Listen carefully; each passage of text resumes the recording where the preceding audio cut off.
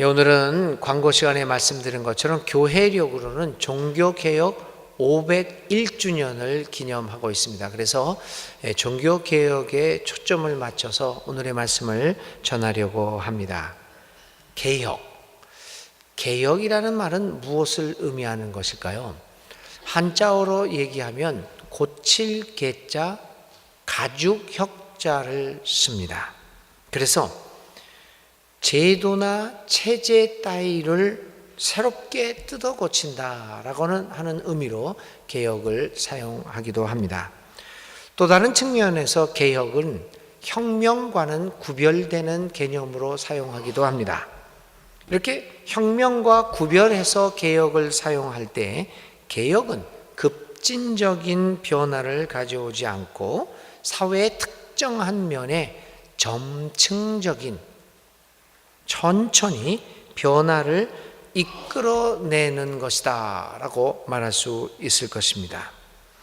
이런 것을 종합해서 살펴보면 개혁은 크게 두 가지 의미를 가지고 있다고 보겠습니다. 첫 번째는 옷을 갈아입는 것입니다. 가죽을 바꾸는 것입니다. 제도를 바꾸고 새롭게 함으로써 지금까지 입던 옷을 벗어 던져버리고 새 옷으로 갈아입는 것을 의미한다고 볼 수 있습니다. 그래서 옷을 갈아입음으로써 새로운 모습을 갖추겠다라고 하는 것이 개혁이라고 말씀드릴 수 있습니다. 이런 의미로 볼 때 서양 언어들이 서양 언어에 개혁을 의미하는 리폼이라고 하는 단어들도 폼, 모양을 다시 하겠다는 겁니다. 같은 일맥상통하는 뜻이라고 볼 수 있습니다. 두 번째 이 개혁의 특징은 그 과정이 점진적이라고 하는 것입니다. 옷을 갈아입기 위해서는 상당한 시간이 필요하다는 겁니다. 하루아침에 급작스럽게 발생하는 일이 아니라는 것입니다. 변화의 과정이 필요한 것이 개혁이라고 하는 겁니다. 이런 의미에서 개혁은 상당한 시간 동안에 대화와 타협을 통하여 합의를 도출해내는 것이 중요합니다. 옷을 갈아입기 위하여 이 과정을 통하여 서로 대화하고 참여하고 타협하여 합의를 도출해내야 하는 것입니다. 501년 전인 1517년 독일에서 이러한 종교개혁이 발생을 하게 됩니다. 그 종교개혁에 의해서 새롭게 탄생한 교회가 바로 오늘 우리가 다니고 있는 개신교회입니다. 개신교회는 개혁 정신에 의해서 새롭게 탄생한 교회입니다. 개혁 정신의 그 신학적 특징을 우리는 여러 가지로 말씀드릴 수 있지만 특별히 오직 믿음, 오직 성경, 오직 은혜라고 하는 몇 가지 단어로 표현할 수 있을 것입니다. 그래서 개신교회라고 하는 것은 이러한 오직 성경, 오직 믿음, 오직 은혜를 바탕으로 자신의 삶을 꾸려나가는 교회를 말합니다. 그런데 이 오직 성경, 오직 믿음, 오직 은혜를 바탕으로 하는 개혁교회가 존재하는 방법이 있습니다. 존재 양식이라고 말씀드릴 수 있겠는데 그것은 바로 개혁교회는 언제나 개혁의 여정 속에 있어야 한다는 겁니다. 그래서 그것을 개혁가들은 개혁교회는 항상 개혁한다라고 하는 말로 표현을 했습니다. 항상 개혁하기에 힘쓰는 교회, 자신이 머물고 있는 자리에 영원히 안주하려고 하는 의도를 버리고 보다 나은 변화, 즉 자신을 개혁하는 일을 꾸준히 하는 교회로 자리매김을 했던 것이 개신교회입니다. 항상 개혁하는 교회, 이것이 종교개혁의 근본적인 정신입니다. 그런데 과연 오늘 우리가 다니고 있는 이 개신교회는 이러한 근본 정신에 충실한 교회인지 오직 성경, 오직 믿음, 오직 은혜에 의거해서 항상 자신들을 개혁하고 있는 교회인지 우리는 묻지 않을 수 없습니다. 오늘 우리는 스스로를 개혁하고 하나님 나라를 향하여 자신을 늘 갱신해 나가는 존재들인가라고 하는 질문을 오늘 501주년 기념 주일날 우리 스스로에게 던져야 합니다. 이러한 질문을 가지고 오늘의 본문으로 들어가 보겠습니다. 오늘 우리에게 주어진 본문은 사실상 4개의 본문입니다. 성서 정과에 의해서. 구약의 말씀은 예언서, 오늘 읽은 예레미야서 31장 7절부터 9절에 있는 말씀입니다. 구약에서 시편의 말씀은 시편 126편입니다. 그리고 신약에 와서 복음서의 말씀은 마가복음 10장 46절부터 52절, 오늘 읽을 말씀이고 오늘 본문의 오늘 설교의 가장 중요한 본문입니다. 그리고 서신서에서는 히브리서 7장 23절부터 28절까지에 있는 이 4가지 본문으로 구성되어 있습니다. 예레미야서 31장은 하나님께서 포로로 잡혀갔던 이스라엘 백성들을 돌아오게 할 것이다 라고 하는 내용을 기록하고 있습니다. 거기에 따라서 시편 126편은 하나님에 의해서 돌아오게 된, 해방되어 자유의 몸으로 돌아오게 된 사람들의 기쁨을, 그 감정들을 표현하고 있습니다. 마치 꿈꾸는 것 같았다. 우리의 입에는, 우리의 혀에는 찬양이 가득 찼다. 이러한 돌아온 사람들의 감정, 기쁜 감정을 표현하는 것이 시편 126편입니다. 오늘 또 우리의 본문, 설교의 본문인 마가복음 10장의 46절 이하에 있는 말씀은 시각장애자인 바디메오가 예수님을 만나 눈을 뜨게 되고 자기의 삶을 회복하며 새로운 삶을 살아가게 되었다라고 하는 것입니다. 이 히브리서 7장 23절부터 28절에 있는 말씀은 예수는 대제사장이시며 우리를 온전하게 구원하실 분이다 라고 하는 것을 히브리서는 이야기하고 있습니다. 오늘 우리에게 이렇게 주어진 4개의 본문을 관통하고 있는 메시지를 살펴보면 매우 간단하다고 볼 수 있습니다. 그것은 회복입니다. 포로됐던 사람이 자유인이 됩니다. 눈먼 사람이 눈을 회복합니다. 죄에 빠져있던 사람이 구원을 받습니다. 회복입니다. 그리고 두 번째 주제는 치유입니다. 이 회복과 치유를 통하여 이들이 새로운 삶을 살아가게 되었다라고 하는 것이 오늘 4개의 본문의 주요 내용이라고 볼 수 있습니다. 종교개혁 주일에 주시는 하나님의 말씀이 이처럼 회복과 치유, 새로운 시대라고 하는 것은 매우 흥미롭습니다. 사실 여러분, 새로운 시대를 연다고 하는 것은 결국은 본질을 회복하고 또한 본질을 잃어버린 것으로부터 우리가 받은 아픔과 상처를 치유받는 것이 아니겠습니까? 개혁, 새롭게 된다고 하는 것은 결국 본질의 회복과 관련된 것이며, 그리고 본질의 회복은 우리의 상처를 치유하는 가장 중요하고 핵심적인 방법이 아니겠습니까? 이제 오늘 설교의 주된 본문인 마가복음의 이야기를 살펴보겠습니다. 마가복음은 바디메오라고 하는 한 시각장애자의 치료 사건, 이적 사건을 다루고 있습니다. 이 사건은 예수님이 여리고에 머무시다가 여리고를 떠나시는 찰나에 발생한 사건입니다. 바디메오라고 하는 시각장애자가 예수께서 지나가신다는 말을 듣고 뛰어나가 자신을 도와달라고 외칩니다. 제자들이 시끄럽다, 아무리 말려도 바디메오는 외침을 그치지 않습니다. 얼마나 그 마음에 맺혀진 것이 깊었으면 주위의 사람들의 반응에 대해서 아랑곳하지 않고 예수님께로 달려갔겠습니까? 그를 본 예수님이 바디메오를 부릅니다. 예수님의 부르심에 바디메오는 얼마나 급했던지 걸쳐 입고 있던 자신의 겉옷을 던져버리고 급하게 예수님 앞으로 달려나갑니다. 그리고 그는 예수님으로부터 치료를 받습니다. 시력을 회복하고 정상적인 사람으로 살아가게 됩니다. 그리고 그는 예수님이 가시는 길을 따라가게 됩니다. 예수님의 제자가 되었던 것입니다. 새로운 시대가, 새로운 삶이 그에게 열렸습니다.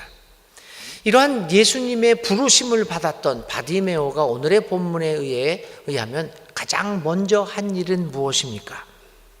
겉옷을 벗어 던지는 것이었습니다. 그의 모습 자체를 예수님에게 적나라하게 보이는 것이었습니다.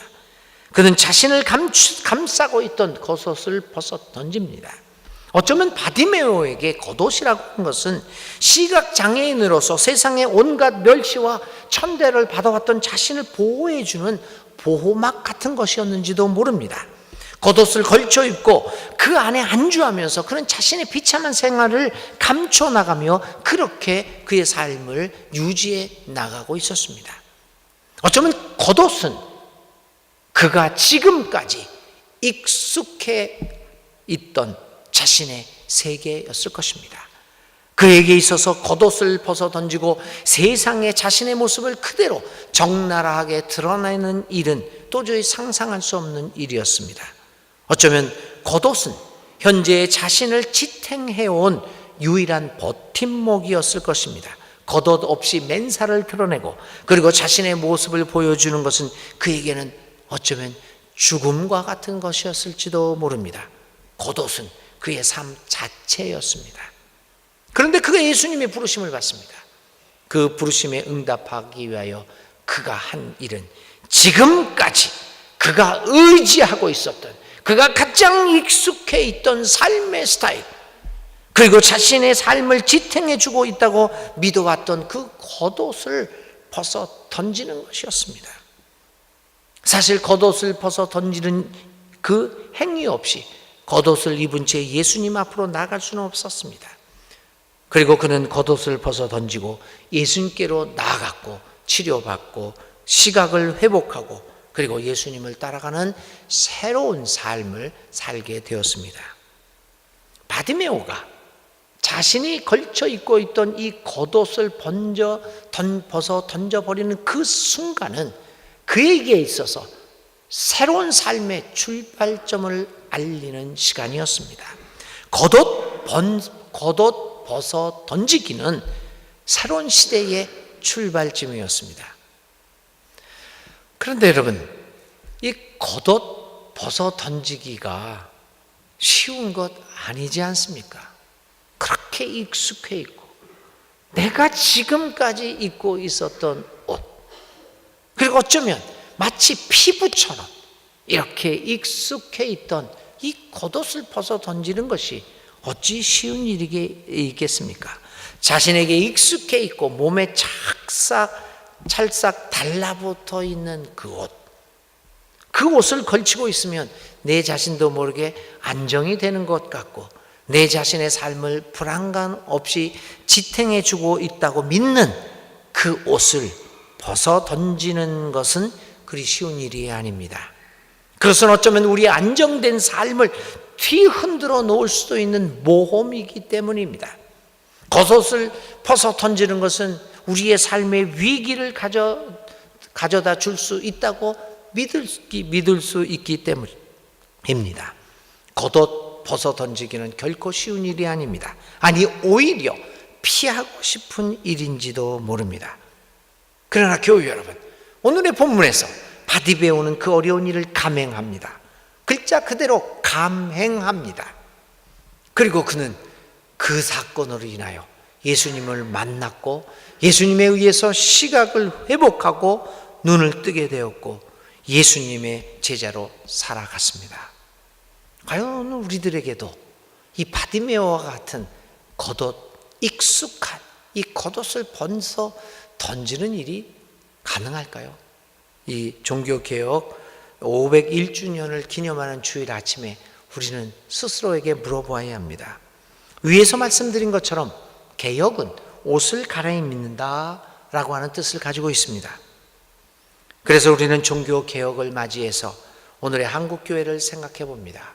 우리의 교회를 생각해 봅니다.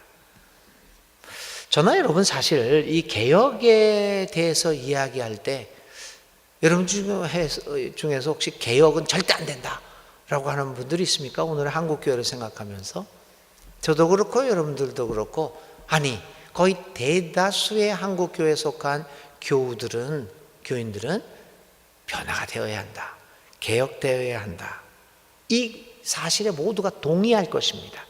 안 된다 라고 하는 사람들 거의 없습니다. 이 모습 이대로 간다고 한다면 우리 한국교회는 우리 사회에서 결국 사람들로부터 외면을 받을 것이고 그 장래가 보장받지 못할 것이라는 생각은 다 동의합니다. 아니, 많은 경우 한국교회는 젊은 사람들, 특히 젊은 세대로부터 철저히 외면당하고 있는 이 사실을 우리는 경험하면서 이대로는 안 된다, 모두가 다 생각하지 않습니까? 여러분 어떻습니까? 뭔가 변화해야 된다는 생각에서는 다들 동의하실 것입니다. 현재 교회를 다니지 않는 교인인데 교회를 다니지 않는 교인을 일컫는 말을 일컬어서 가나안 교인이라 이렇게 얘기하는 거 다 아시죠? 가나안을 거꾸로 하면 교회 안 나가. 그래서 가나안 교인이라고 그러는 겁니다. 교인은 교인인데 아무 교회도 출석하지 않습니다. 왜 그러느냐? 교회의 희망을 잃었기 때문에요. 그래서 안 나갑니다. 그들에게 물어본 예수님을 믿는다고 합니다. 나갈 교회가 없다고 합니다. 그래서 가나안 교인. 두 번째, 요즘의 상황을 얘기하는 데에서 갈릴리 교인이라는 말이 있습니다. 이 말은 또 다르게 얘기하면 다른 표현으로는 메뚜기 교인이라고 얘기합니다. 이 교회 갔다 저 교회를 방황하는 교인들입니다. 왜 방황합니까? 예수님의 교회가 없기 때문입니다. 그래서 그들은 마음의 열망을 가지고 예수님이 원하시는 교회를 닮아가는 교회가 어딘가 부지런히 찾는 사람들입니다.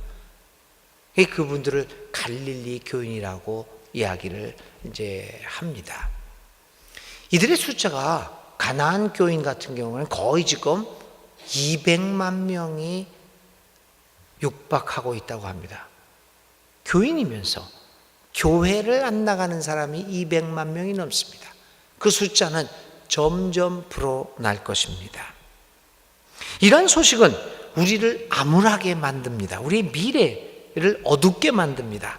그래서 우리 모두는, 여러분들과 저는 변하지 않고서는, 그리고 옷을 갈아입지 않고서는 우리 교회가 미래를 보장받을 수 없다라고 누구나가 외칩니다. 이런 의미에서 우리 모두는 개혁의 필요성을 인정하고 있습니다.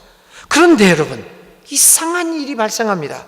거의 모든 사람들이 개혁의 필요성과 중요성을 말하고 있음에도 불구하고 개혁은 이루어지지 않고 있다는 사실입니다. 개혁의 필요성을 말하면서도 우리는 정작 개혁하지 못하고 있습니다. 구태의연한 모습 그대로 살아가고 있습니다. 이런 큰 모순을 여러분 어떻게 설명하시겠습니까? 모두 개혁한다고 얘기하면서 정작 우리 안에서는 안 일어납니다.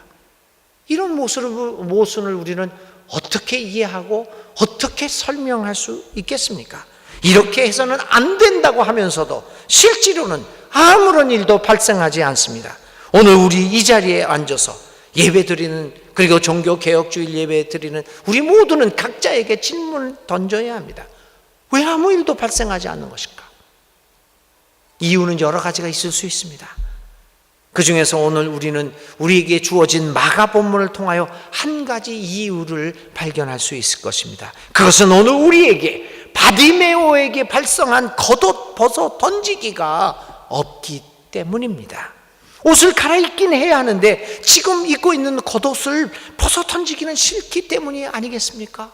그래서 옷을 갈아입어야 한다면서 옷을 갈아입는 개혁의 사건은 우리 가운데서 발생하지 않고 있습니다. 그런데 분명한 것은 지금 입고 있는 겉옷을 벗어 던지는 것 없이 새 옷을 갈아입을 수 없다고 하는 것입니다. 이것은 자명한 사실입니다. 그리고 그것이 오늘 우리들이 당면하고 있는 모순입니다. 난처한 상황입니다. 이리 할 수도 저리 할 수도 없는 곤란한 상황입니다. 이러한 상황 속에서 주님은 우리를 부르십니다. 나에게로 오라. 내가 너의 감은 눈을 뜨게 해주다. 너를 새로운 세계로 이끌어 주겠다. 과연 우리는 주님의 부르심에 아멘이라고 응답하면서 겉옷을 벗어 던지고 벌떡 일어나서 주님에게로 뛰어갈 수 있을까요? 종교개혁 501주년을 보내면서 이 아침에 각자가 주님에게 답변할 수 있기를 간절히 기도드립니다. 그러면 오늘 우리 교회가 벗어 던져야 할 겉옷은 무엇일까요? 우리로 하여금 예수님에게로 뛰어나가지 못하도록 만들고 있는 이 겉옷은 무엇일까요? 여러 가지 겉옷을 말씀드릴 수 있겠습니다. 그러나 오늘 우리 교회를 가장 위협하고 있는 가장 중요한 세 가지 겉옷만 간단하게 말씀을 드리려고 합니다. 먼저는 욕망의 겉옷입니다. 무엇보다도 먼저 우리는 욕망의 겉옷을 벗어 던져야 합니다. 우리 한국교회는 이미 자본주의가 제공하는 돈의 우상의 물질의 번영의 겉옷에 익숙해 있습니다. 물질적 번영은 한 사람 그리고 한 교회, 한 목회자의 성공 여부를 판단하는 최고의 판단 기준이 되고 있습니다. 우리는 욕망이라고 하는 옷을 입고 그 옷에 따라 우리의 삶을 판단하고 있습니다. 이러한 욕망의 겉옷은 교회로 하여금 온통 성장하는 데, 교회의 수적 성장에 온통 그의 관심을 쏠리게 만들었습니다. 그래서 기업 경영 원리도 도입합니다. 결과 중심의 실용주의도 도입합니다. 성경적 가치는 유보 내지는 포기를 하게 되었습니다. 모든 목회 프로그램, 모든 사람들의 생각, 목회의 구도는 수적 성장에 맞춰 있게 되었습니다. 이제 우리 한국교회는 물질의 번영을 떠나서는 상상할 수 없게 되었습니다. 오늘 한국교회에서 가장 훌륭하다고 우리가 우러러보고 야 대단해 라고 추앙하고 있는 인물들과 교회는 어떤 교회입니까? 여러분들이 즐겨 듣고 있는 목사의 그 설교하는 목사는 어떤 목사들입니까? 자본주의적인 물질의 번영과 성공을 이룬 교회와 목회자가 아닙니까? 이 같은 사실을 잠시만 살펴보아도 우리는 얼마나 욕망의 겉옷을 걸치고 있는가를 보게 됩니다. 개혁, 예수님의 부르심에 응답하여 새 옷으로 갈아입고 주님의 제자로 살아나가기 위해서 이 욕망의 겉옷을 벗어 던져야 합니다. 이 욕망의 겉옷을 벗어 던지기 위해서 어쩌면 우리는 교회의 수적 성장에 관심을 포기하고 진정한 예수님의 가르침이 무엇인가를 진지하게 생각하는 시도를 해야 할지도 모릅니다. 과연 우리는 예수님의 진정한 제자가 되기 위하여 온통 우리가 관심을 쏟고 있는 수적 성장, 물질적 번영에 대하여 포기하거나 유예할 수 있을까요? 그 겉옷을 벗어 던지고 교회가 주는 한이 있더라도 예수님의 복음만을 전파할 수 있다라는 결단을 할 수 있을까요? 여러분, 온전히 주님의 가르침이 무엇인가를 골몰이 생각하고 실천하고 노력하여 변화하는 모습을 보일 수는 없을까요? 각종 욕망의 옷을 벗어 던지라고 하는 그 예수님의 음성이 울리는 종교개혁 501주년의 아침입니다. 두 번째는 권력의 겉옷입니다. 종교개혁 당시 교회는 철저히 민중들과 단절된 삶을 살고 있었습니다. 교회는 당시 유럽에서 가장 강력한 힘을 가진 대지주였습니다. 당시 유럽에서 땅을 제일 많이 소유한 영주가 가톨릭 교회였습니다. 교회였습니다. 거기에 사제들은 민중들과는 일반 백성들과는 철저하게 유리된 삶을 살았습니다. 사람들은 가난에 시달렸고 교회와 대주주들의 소장농이 되어서 농노와 같은 삶을 살아가고 있었습니다. 그리고 교회는 이 사람들을 효과적으로 통치하기 위하여 교회의 권위를 이용했습니다. 교회 밖에는 구원이 없음을 가르쳤고, 그리고 그 교회는 사제들로 형성된 성직자 중심의 체제라고 가르쳤습니다. 어느 누구도 당시의 교회의 권력과 권위에 도전할 수 없었습니다. 교회는 권력 자체로 똥돌이 뭉쳐 있었습니다. 어느 누구도 감히 문제를 제기할 수 없는 초롱성과 같은 존재가 교회가 가지고 있는 권력 체제였습니다. 이러한 교회의 권력 체제에 도전장을 내민 것이 종교 개혁자들이었죠. 그들은 아니다, 신부들만이 권력을, 하나님의 말씀을 갖고 있는 것이 아니다. 그들은 만인 제사장서를 들고 나와서 성직자 중심으로 되어 있는 교회 권력 체제에 문제를 제기했습니다. 이렇듯 교회의 권력 체제에 문제를 제기했던 종교개혁이 발생한 지 501주년이 지났습니다. 오늘 우리 교회는 이러한 권력을 벗어버리라고 하는 종교 개혁가들의 정신을 이어가고 있는지 그렇지 않은 것 같습니다. 오늘 교회 안에는 엄청난 권위적인 체제가 존재합니다. 평신도들의 참여가 배제된 채 소수의 사람들만이 권력을 독점하는 모습을 보입니다. 어떤 교회는 담임 목사가, 특별히 이 담임 목사가 그 교회를 개척했거나 아니면 부임을 했는데 수적으로 배, 3배, 10배 수적으로 크게 늘린 업적을 남긴 목회자라고 하면 그 권력은 어느 누구도 건드릴 수 없는 권력이 됩니다. 그리고 결국에는 그 권력을 이용하여 교회에 대한 소유권을 주장하는 데까지 이르게 됩니다. 그뿐만 아닙니다. 교회 내에서 사람들은 서로 권력을 차지하려고 노력합니다. 여러 가지 방법들을 동원합니다. 돈의 위력에 의지하기도 합니다. 그리고 우리 내부에서 권력의 서열을 매기기를 좋아합니다. 이 권력의 겉옷이 심각하게 우리 공동체를 위협하고 있는데도 말입니다. 얼마 전 저는 어느 교회에 임직식에 참여했습니다. 장로, 권사, 안수집사 모두 거의 120명을 임직하는 교회였습니다. 그게 딱 들어갔더니 이 앞에 현수막이 딱 걸려 있습니다. 그러니까 120명의 이름이 쫙 걸려 있습니다. 근데 그 걸려있는 120명의 이름들이 이렇게 현수막에 보는데 혼란을 느꼈습니다. 왜냐하면 이름들이 뒤죽박죽으로 되어 있었습니다. 제가 관심을 갖고 예를 들면 축하하고자 하는 사람이 홍 씨였다. 그러면 저는 당연히 거의 맨 뒤에서 찾습니다. 홍, 히읗이니까. 그런데 갑자기 홍 씨가 중간에 있기도 하고 앞에 있기도 하고 강 씨가 맨 꼬라비에 가 있기도 하고 도대체 혼동이 됩니다. 이거 어디 가서 찾아? 여러분들도 아마 그런 경험 다 했을 겁니다. 이름이 어디 있지? 뒤죽박죽이었습니다. 가나다 명단이 아니었습니다. 왜 그랬을까요? 무슨 기준으로 이름을 그렇게 뒤죽박죽으로 나열했을까요? 여러분들이 다 잘 알고 있는 기준일 것입니다. 그런데 말입니다.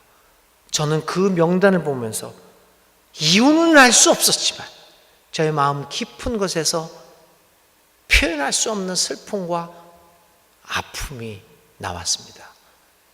저도 모르게 제 눈에서 눈물 한두 방울이 떨어졌습니다. 그 명단은 저에게는 권력 서열 외에 아무것도 아니었습니다. 도대체 우리는 어떤 옷을 입고 있는 것일까요? 우리는 예수님의 부르심에 응답해야 합니다. 그런데 과연 이런 권력 추구와 권력을 추구하는 이 사랑하는 이 겉옷을 벗어버릴 수 있을까요?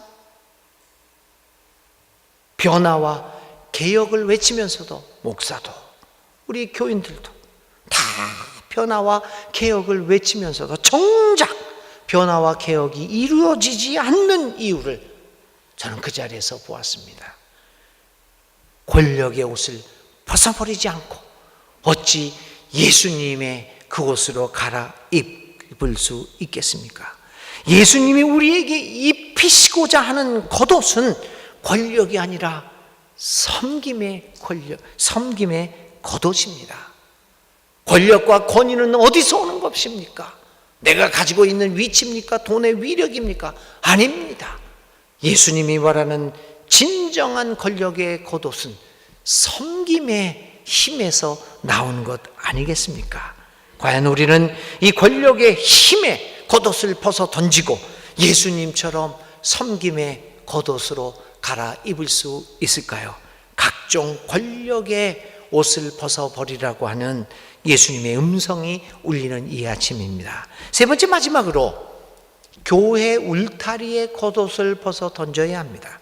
저는 평생 교회를 다닌 사람입니다. 교회를 벗어난 적이 없습니다. 아마 하나님의 부르심을 받는 그날까지 저는 교회를 떠나지 않을 것입니다. 교회는 저의 삶의 중심이었고 교회를 배제한, 교회를 떠난 저의 삶을 상상해 본 적이 없습니다. 뭐 저뿐이겠습니까?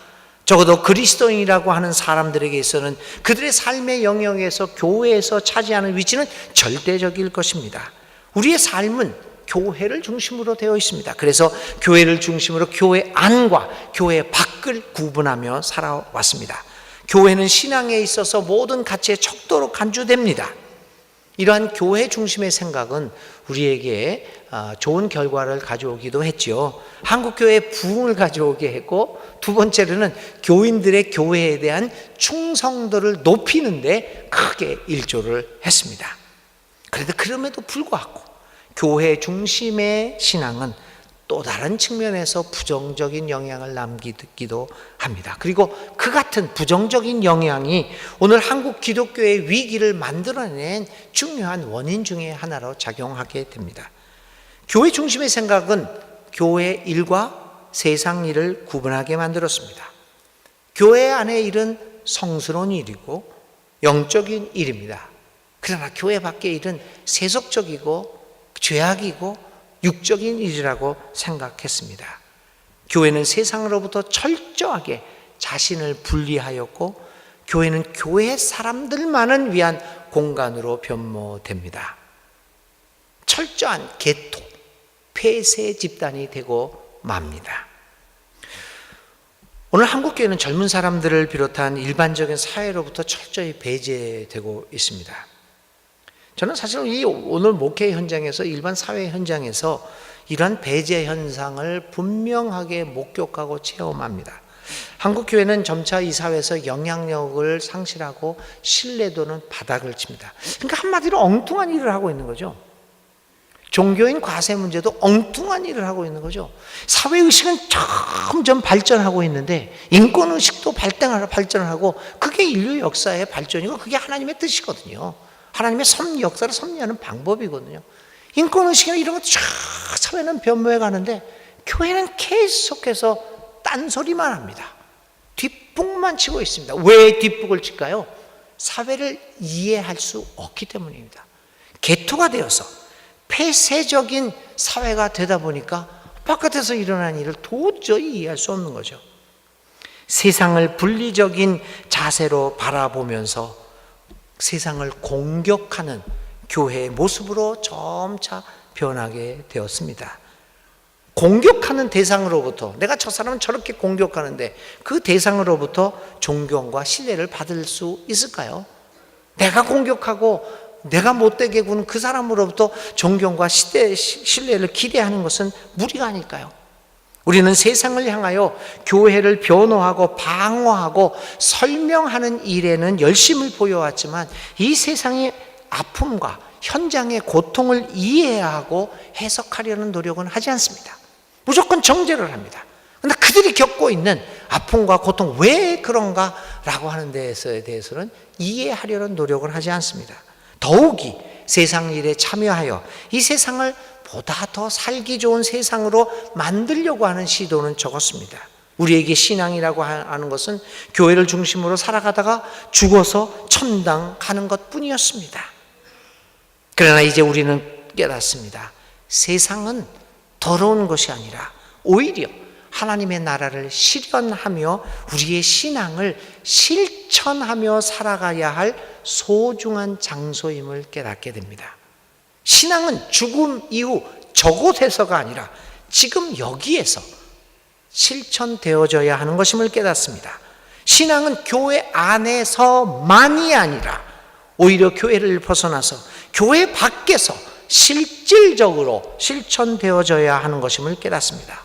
우리는 오직 교회 안에서만이라고 하는 겉옷을 벗어 던져야 합니다. 그것을 벗어 던지게 될 때 비로소 우리는 우리 자신이 세상을 얼마나 이해하지 못했고 세상을 이해하지도 못하면서 얼마나 세상을 공격해 왔는가라고 하는 우리의 모습을 보게 될 것입니다. 세상을 적대시하지 않고 오히려 이해하고 참여함으로써 진정한 예수님의 좋은 소식들을 전할 수 있음을 비로소 보게 될 것입니다. 이 겉옷을 벗어 던지면 말입니다. 그리고 우리의 이러한 착한 행실을 보고 세상은 하나님께 영광을 돌리지 않겠습니까? 여러분, 이제 말씀을 마칩니다. 개신교회는 항상 개혁하는 교회여야 합니다. 우리가 입고 있는 많은 이 겉옷을 던져버리고 예수님의 부르심에 응답하여 그분의 제자로 살아가겠다는 개혁의 결단을 할 수 있기를 바랍니다. 겉옷을 벗어 던지고 예수님이라고 하는 새 옷으로 갈아입읍시다. 그렇게 되면 우리는 자기를 통하여 하나님께 나오는 사람들을 완전하게 구원하실 수 있으며, 살아계셔서 우리를 위하여 중재의 간구를 하시는 분, 거룩하시고 순진하시고 순결하시고 죄인들과 구별되시고 하늘보다 높이 되신 분이신 예수님으로 옷을 갈아입읍시다. 겉옷을 벗어 던져버리고 예수님으로 옷을 갈아입을 때, 그때는 시편 126편에 있는 말씀처럼 우리는 꿈을 꾸는 사람들과 같이 될 것입니다. 예수님의 옷으로 우리의 옷을 갈아입을 때, 그때 우리의 입은 웃음으로, 우리의 혀는 찬양의 함성으로 가득 찰 것입니다.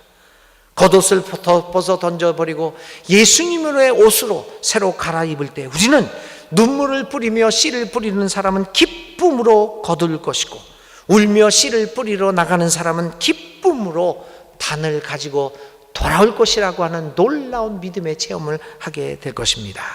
사랑하는 교우 여러분, 겉옷을 벗어 던지고 우리의 감긴 눈을 뜨고 예수님을 회복하여 예수님으로부터 치유받은 공동체, 항상 개혁하는 공동체로 살아갈 수 있기를 주님의 이름으로 축원드립니다.